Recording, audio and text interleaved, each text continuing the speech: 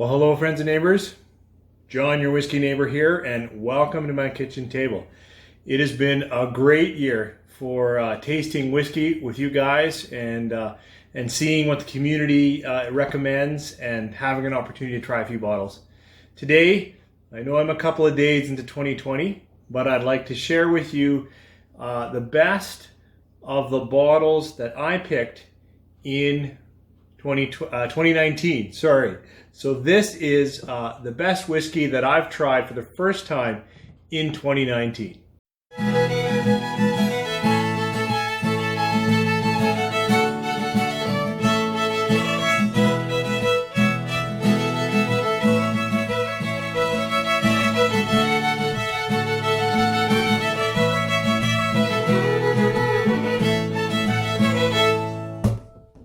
Thanks for staying with me through the break.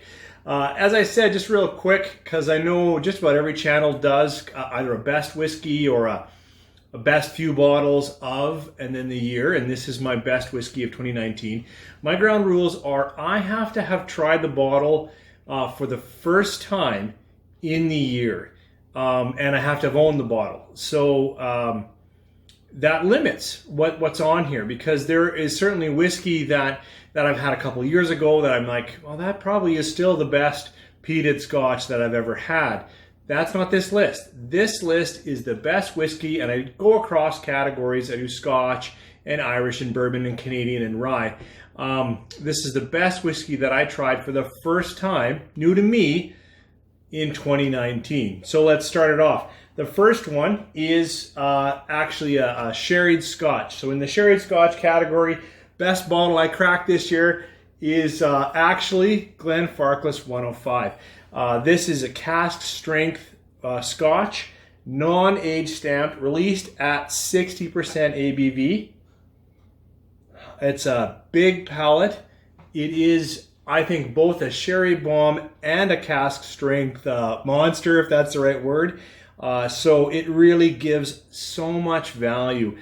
This one in Canada still sits somewhere. I shouldn't do prices, I guess. I will say every bottle I picked is under $100 Canadian. So they all play in that kind of $50 to $80 Canadian range. That's where I really try to get my Scotch if I can, or sorry, whiskey. Anyways, Glenfarclas, a small distillery. I think they're doing it right. They produce smaller batch Scotch. This is a little rough. Sláinte. But I wanted something to think about. Oh yeah, you've got both the, I say bold caramel, not totally in Scotch, but some of those notes, and then, but right away there's just so much good sherryness in here. It's on that edge of, a cherry cough syrup, but for me it holds it in, even though it's so bold and strong. I definitely like this one, and if you haven't tried Glenfarclas 105, I recommend that you do. Moving into a peated Scotch, this year, I wanted, like, the Flaming Heart that Whiskey Throttle gifted me was fantastic, but I hadn't bought the bottle. It kind of punches out of my range. So I was going back over the year looking at videos, and then I poured a little bit of this Kilchoman Sanic. It's another non-age stamp, so I guess I have to say I'm not really always looking for an age stamp. I do appreciate that bit of knowledge to know how long something has been bottled or, aged in a cask. But Sanic is from Islay. It's full peat, I would say, but it has both ex-bourbon and ex-sherry casking, but there's more ex-sherry in here. So I guess it leans towards some of the Glenfarclas, but it has some beautiful, I find, kind of earthy peat in it, and a wonderful pour. If you haven't had it, Kilchoman Sanic, affordable, lots of great flavor. But if you don't like peat, you better go somewhere else. Next would be my Irish of the year. And looking back, I didn't have a lot of Irish, and I had a Teeling, the single grain, which I like quite a bit. But right here in the end of the year in December, I came across this cask strength 7-year-old from the Whistler. Again, it's a natural, non-chill filtered, a natural color. That's the same for Kilchoman. And this one is both coating and clean like an Irish should be, but the flavor volume really picks up, and the vanillas and a little bit of oaking on there comes through, and I think this is a fantastic Irish. After Irish, we'd go bourbon. Boy, I had a lot of mid-range bourbons this year. So then when it comes to, like, quite a lot, it probably had more bourbon this year than any other whiskey category. And many of them I appreciate. Many of them I enjoy, would pour again, would share with friends. But then when it comes to this, right, when you're saying, now what was the best that passed my lips in 2019? And it was tough.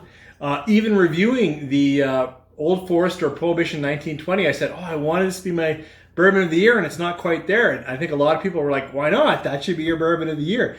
And then I reviewed a less expensive, another cask strength bourbon. It's sourced, but I really like it. And so this year, my bourbon of the year is Old Ezra 7. For me, this one really did it well. It's released 58.5%. The charcoal mellowing, I still don't feel that it's a very mellowed whiskey. It's quite bold and quite strong. But I definitely like this one. I guess this is kind of a little bit rough like that, but this one, although peated, is really well layered, put together. This one's actually surprisingly smooth or coating and welcoming. But this, now we've hit bourbon, and bourbon's going to give you some really spice kick. Like, it's going to give you some cinnamons and some baking spices, and it's full volume. You can see that of the 4 up here already, 3 of them are cask strength or barrel proof or barrel strength whiskey. So tends to be where my palate is this year in 2019. All right, then I guess the next little bit is going to be a bit of a nod to some Canadian whiskey. So this one is part of the rare release. It's from J.P. Weiser, and it is the 11 Souls. Now, this isn't the one that was released this year. I tend to lag a year behind, which is also why this can stay in the price category, right? I got this with a new friend, Daniel, this year. We split the bottle, but we were able to get it a little lower price. And I find that if they sell out, then I've missed the special bottle, and that's disappointing. But if you wait a little bit, and this is still on the shelves when they release this year's, you often get this for about $20 off. So this is Gooderham & Worts. It is Canadian whiskey, but it's their annual special release. This was the 2018 special release. It's 4 grain, bottle at 49%. And it's off the top of my head, I've even forgotten the number, like the specific nature of the cask. There are 11 different cask types in this. This is both actually fairly bold still, as I find Gooderham & Worts to be. It's got a lot of flavor, but it is layered. This is the kind of Canadian whiskey that a lot of people haven't had. It's not just sweet maple syrup. This actually has a lot to say and is worth sipping slowly. Then, you know what, I wanted to give a nod. It's not really in my category. This is Lone McKinnon Chocolate Malt. If I had a category like this, and I guess I do because I'm sharing it with you, this is the most unique whiskey I've had this year. It's young. I probably think it's like 3 to 4 years. Like, it's actually fairly young, but it has been, there's some percentage, I can't remember now if it's 15 or 20, of the malt is that chocolate malt itself, where they take the malt and when they're drying it, they kind of almost roast it, and you absolutely get roasted chocolate coffee notes in this without being flavored. Like, this isn't flavored Scotch. Oh, that's not Scotch, sorry. This is Canadian whiskey. It's also aged in Sauternes barrels, a sweet French wine, I think. And that gives you some fruitiness, but just unique. Like, when you have this, yeah, there's the nose actually is pretty mild. It's in the palate where it is just bizarre. So I could easily recommend that as a unique try. And then my rye of the year, and if you're a long-term viewer of the channel, you may know I like my rye. And it would be, of all of these, I would say it would be my whiskey of the year. So it's both the rye of the year and a whiskey of the year, and not a big surprise, it's Canadian. Big surprise, it's not Lot 40. This is Alberta Premium Cask Strength. So it's released at 65.1%. I'm in Alberta. I'm up near the Edmonton region, and Alberta Premium, many people really like it. It is a very affordable rye, and it really is priced at bottom shelf or just off bottom shelf, pretty much where it is. But now they've released both this cask strength and a 20-year-old this year. This, as I know, is the regular rye, but also a bit of an older rye that I've heard. So there's two different ryes in here. And, you know, surprisingly, the nose of this one isn't right away floral grass herbal that I get in a lot of ryes. It's almost a bourbon nose. It's got a ton of caramel in it. But when you stay with it, that's when you get the next layers of that rye grain that kind of plays between, for me, a cereal, like a cereal, sweet cereal malt note and a herbal note. And lots of spice. So this was, for me, what I opened and tried for the first time.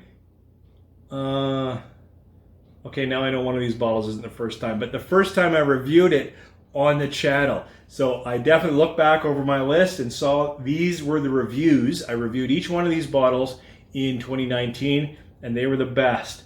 Kind of a sherry bomb, a nice peated, an Irish, a bourbon, Canadian, and now a rye. And for me, it's actually my whiskey of the year. Cheers, and thanks for joining me. I hope 2020 is a great year for you and your family, that you have good health and success in whatever business you're after, and that it's a fantastic year for us. Thanks for joining me. Cheers.